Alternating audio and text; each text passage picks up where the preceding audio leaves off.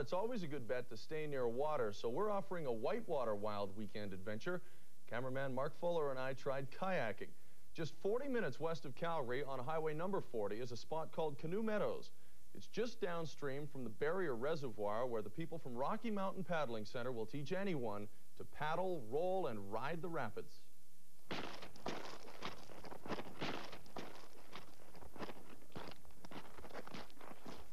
Another warm and sunny day in Kananaskis country. Today I'll try kayaking, and I got a feeling this is going to be pretty easy.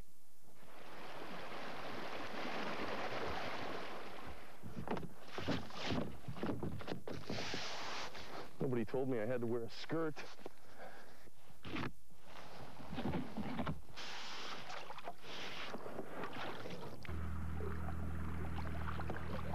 We're at Barrier Lake in Kananaskis country. Mark Taylor's on my left, Lyle Thompson's on my right there with Rocky Mountain Paddling Center.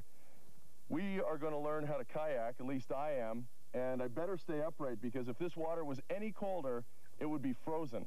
The kayak is almost like an extension of our lower body. Instead of having legs, now we have a boat. So whenever I move my hips, the boat actually leans from one side to the other. There you go.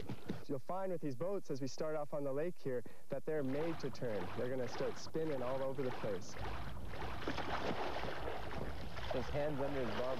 It's going to be cold, isn't it? It's going to be cold. Okay. Good, you're up. Oh, just think about trying to do it with your body instead of doing it with your arm. Yeah! Nice roll! Hey, you guys, Barrier Lake's pretty tame. Aren't there any rapids? Oh, there's some rapids. Oh, there's some whitewater, Let's go. All right.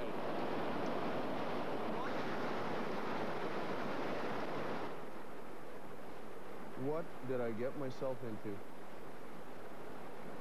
It's just the feel of the water, trying to get to know what the water's doing and feeling the power of it. The more you're aware of what the water's doing and what it's doing to your boat, the less energy you have to put out.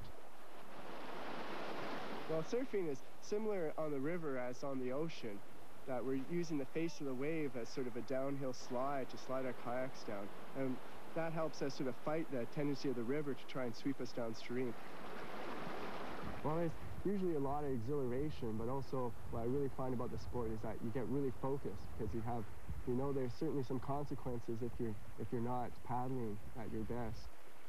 There's a section on the river that they refer to as the race course. It's actually man-made, where they've used cement barricades and rocks to sort of create eddies and waves and stuff, making fairly difficult whitewater. But yet in the same area there's really more gentle currents and places where beginners can start learning the basics of whitewater paddling. And a lot of times we're just basically maneuvering from eddy to eddy. So we go into an eddy, then back out into the flow, into another eddy. It's a great way to see a lot of interesting countryside that you don't necessarily get a chance to hike or bike through.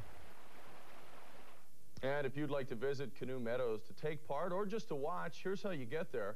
Go west on Highway number 1 until you hit Highway 40, then head south on Highway 40 for about 3 to 5 minutes, and you'll see the sign for Canoe Meadows on the right-hand side of the road. You can park there and then follow the trail down to the river. It's about a 1-minute walk, if that. And thanks again to Lyle and Mark, who showed me how to do it and even saved my life at one point. Oh, well, you said it was fun, but also can be scary, so you're right that training is the most important thing. Yeah, training's the most important. Make sure if you do want to take this up that you go with somebody who knows what they're doing. Okay, and weather now. Yes.